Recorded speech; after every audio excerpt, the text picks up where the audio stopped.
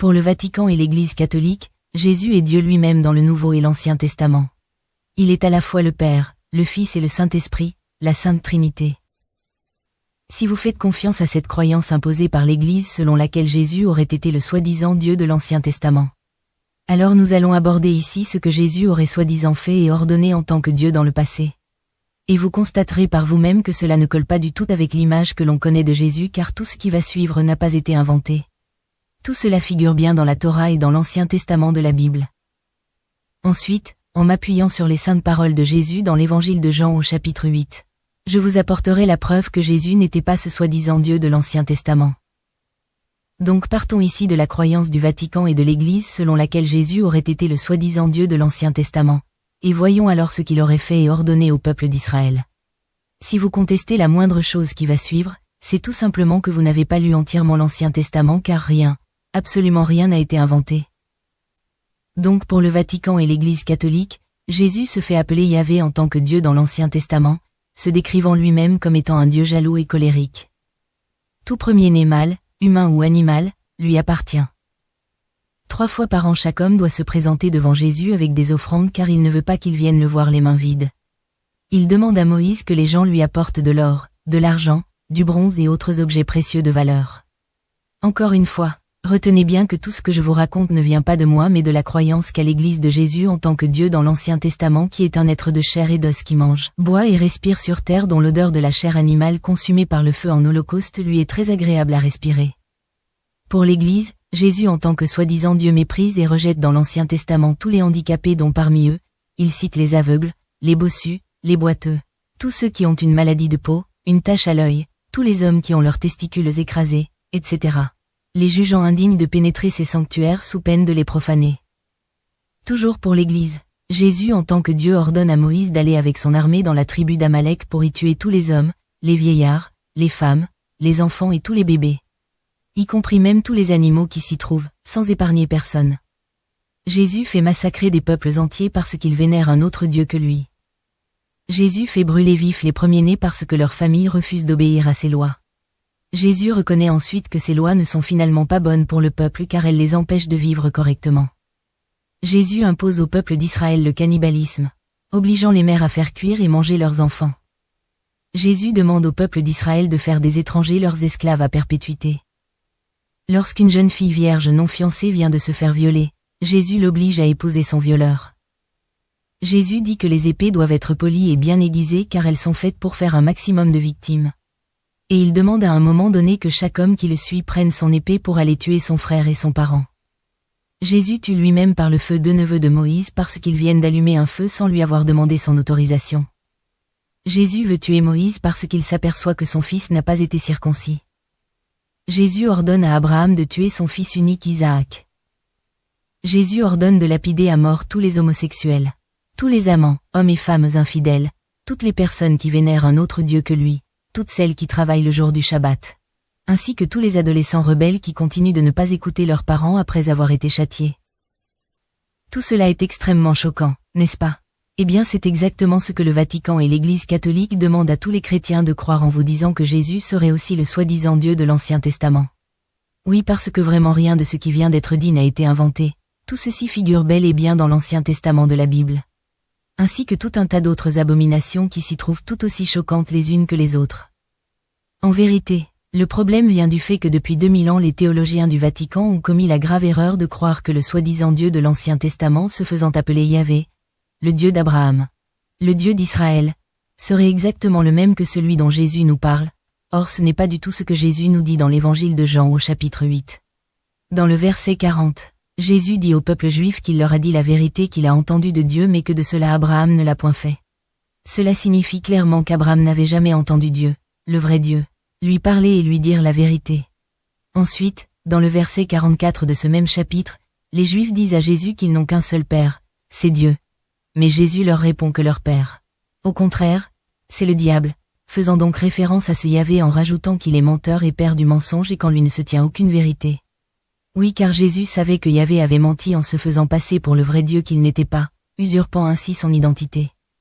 Jésus rajoute encore que leur soi-disant Dieu a été meurtrier dès le commencement, et là il fait référence à la Genèse où Yahvé fait exterminer tous les humains de la terre. À part Noé et des couples d'animaux. Jésus savait tout ça car dès l'âge de 12 ans il s'intéressait déjà à la Torah en écoutant et en posant des questions aux docteurs de la loi dans le temple de Jérusalem. Et ces derniers s'extasiaient sur son intelligence et ses réponses. Toujours dans l'évangile de Jean au chapitre 8, versets 54 et 55, Jésus dit aux Juifs, « Si je me glorifie moi-même, ma gloire n'est rien, c'est mon Père qui me glorifie, lui que vous dites être votre Dieu et que vous ne connaissez pas. » Là encore on a la preuve que le peuple juif ne connaissait pas le vrai Dieu. Et ce n'était certainement pas ce Yahvé qui s'était fait passer pour lui afin d'asservir le peuple d'Israël pour le manipuler à sa guise. Dans le Nouveau Testament, Jésus nous dit que Dieu, le vrai, celui qui est dans les cieux, est un esprit parfait. Et donc sans aucun défaut contrairement à ce Yahvé qui dans l'Ancien Testament se décrit lui-même comme étant jaloux, très colérique et sans pitié. Reconnaissant à un moment donné que ces lois n'étaient finalement pas bonnes car elles empêchaient le peuple d'Israël de vivre correctement. Cela nous donne l'image d'un amateur qui impose des lois injustes et mauvaises. Le vrai Dieu est un esprit parfait de toute éternité, il n'a jamais cessé de l'être. Le plus grave dans cette histoire, c'est qu'en faisant endosser au vrai Dieu la responsabilité de toutes ces abominations et de tous ces crimes de l'Ancien Testament qu'il n'a point commis, le Vatican et l'Église catholique le font passer pour un monstre sanguinaire qu'il n'a jamais été, salissant ainsi son honneur. Aimeriez-vous être accusé d'un meurtre dont vous n'êtes pas responsable ? Lorsqu'un attentat est commis tuant des hommes, des femmes et des enfants innocents, ça choque tout le monde. Y compris les chrétiens. Mais lorsqu'il est écrit dans la Bible que ce soi-disant Dieu nommé Yahvé ordonne à Moïse d'aller tuer dans la tribu d'Amalek tous les hommes, les vieillards, les femmes, les enfants et même les bébés innocents, là ça ne choque absolument pas les chrétiens puisqu'ils continuent de croire à ce monstre qui ordonne de telles abominations. Pareillement quand il instaure le cannibalisme en obligeant les mères à faire cuire et manger leurs enfants, ou quand il méprise et rejette tous les handicapés. Ou encore quand il demande au peuple d'Israël de faire des étrangers leurs esclaves à perpétuité. Là les chrétiens ne se posent même pas la question de se demander si c'est vraiment le même Dieu que celui dont Jésus nous a témoigné en nous disant qu'il est un esprit parfait. Dans l'évangile de Jean au chapitre 5, verset 37, Jésus dit bien que personne n'a jamais vu la face de Dieu ni entendu sa voix. Or si vous lisez bien l'Ancien Testament, ce Yahvé qui se fait passer pour Dieu, est un être de chair et d'os qui mange, qui boit et qui respire. Dont d'ailleurs il est écrit maintes fois que l'odeur de la chair animale consumée par le feu lui était très agréable à respirer.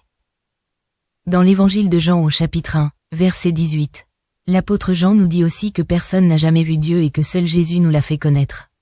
Cela signifie clairement qu'avant la venue de Jésus personne n'avait jamais vu Dieu. Or, dans l'Ancien Testament quasiment tout le monde voit Yahvé puisque 3 fois par an chaque homme devait se présenter devant lui avec des offrandes. Oui car Yahvé ne voulait pas qu'ils viennent le voir les mains vides. D'ailleurs Yahvé avait demandé à Moïse que le peuple d'Israël lui offre de l'or, de l'argent, du bronze et autres objets précieux de valeur. Souvenez-vous que Jésus et l'apôtre Jean nous ont dit que personne n'a jamais vu la face de Dieu. Or il est écrit dans l'Ancien Testament que les gens voyaient Moïse parler face à face avec Dieu comme un homme parle à son ami. Il y a même un autre passage où ils sont 74 à voir ce soi-disant Dieu, y compris ses pieds. On peut également citer ce curieux passage de l'Ancien Testament où Jacob dit avoir vu Dieu face à face après avoir lutté avec lui. Dieu reconnaissant que Jacob était plus fort que lui pour l'avoir emporté dans la lutte. Pour sauver l'honneur de ce soi-disant Dieu, Yahvé de l'Ancien Testament, les chrétiens voudraient que Jacob se soit battu avec un ange, mais ce n'est pas du tout ce qui est écrit dans la Bible. C'est bien écrit que Jacob lutta avec Dieu, d'ailleurs la traduction du mot Israël veut dire « lutte avec Dieu », il ne s'agit donc pas ici d'une lutte avec un ange. Sachez aussi que l'endroit où Jacob lutta avec ce soi-disant Dieu fut appelé Pénuel, qui traduit en français veut dire « la face de Dieu », oui car Jacob affirma avoir vu Dieu face à face. Pour la dernière fois, Jésus et l'apôtre Jean nous disent bien que personne n'a jamais vu la face de Dieu. Donc ce soi-disant Dieu de l'Ancien Testament nommé Yahvé n'était qu'un imposteur. Un usurpateur de l'identité du vrai Dieu, le créateur de la vie et de l'univers, celui qui, contrairement à Yahvé, est absolument parfait et sans défaut. Le Vatican et l'Église catholique partent du principe que puisque le Nouveau Testament est la continuité des écritures juives de l'Ancien Testament, il s'agirait donc par conséquent du soi-disant même Dieu. L'histoire actuelle de l'Allemagne n'est-elle pas la continuité de son histoire ancienne dont le nazisme en faisait partie? Oui, et pourtant il y a une très nette différence entre Adolf Hitler et l'actuel chancelier allemand, n'est-ce pas? Eh bien, de même, ce n'est pas parce que le Nouveau Testament est la continuité de l'Ancien Testament qu'il s'agirait du même Dieu. Les Juifs disent à Jésus qu'ils n'ont qu'un seul Père, c'est Dieu. Mais Jésus leur répond au contraire que leur père c'est le diable. Oui, car Jésus savait que Yahvé n'était pas le vrai Dieu créateur mais un usurpateur qui s'était fait passer pour lui. Nous avons un seul Père, Dieu! Si Dieu était votre Père, vous m'aimeriez, car c'est de Dieu que je suis sorti et que je viens. Je ne suis pas venu de moi-même, mais c'est lui qui m'a envoyé. Pourquoi ne comprenez-vous pas mon langage? Parce que vous ne pouvez pas écouter ma parole. Vous avez pour père le diable, et vous voulez accomplir les désirs de votre père. Il a été meurtrier dès le commencement. Il ne se tient pas dans la vérité, parce qu'il n'y a pas de vérité en lui. Lorsqu'il profère le mensonge, il parle de son propre fond, car il est menteur et père du mensonge. Et moi, parce que je dis la vérité, vous ne me croyez pas. Qui de vous me convaincra de pécher? Si je dis la vérité, pourquoi ne me croyez-vous pas? Celui qui est de Dieu écoute les paroles de Dieu. Vous n'écoutez pas parce que vous n'êtes pas de Dieu.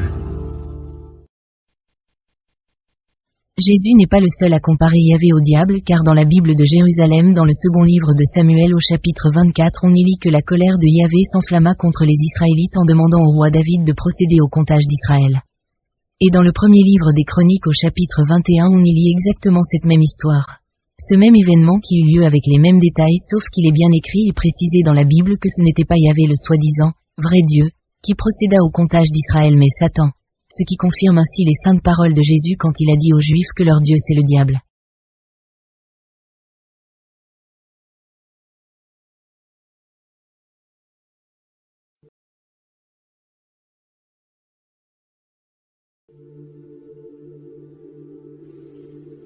Abun de Bashmaya, Netkade Shimoch, Tetei Malkuta, Netwe Silviana Aikana, de Bashmaya Af Baar A, Haflan Lachma de Sun Kanan Yaumana, Wasbuklan Hauvein Wachtahein, Aikana Dafhanan, Shvahalaha Yahvé, Vela, Tachlan, Deneisuna, Ela, Patsa, Membisha, Netu de la Gemal Kutach, Wahaila, Wateshpuchta, Lalam, Almin, Amen.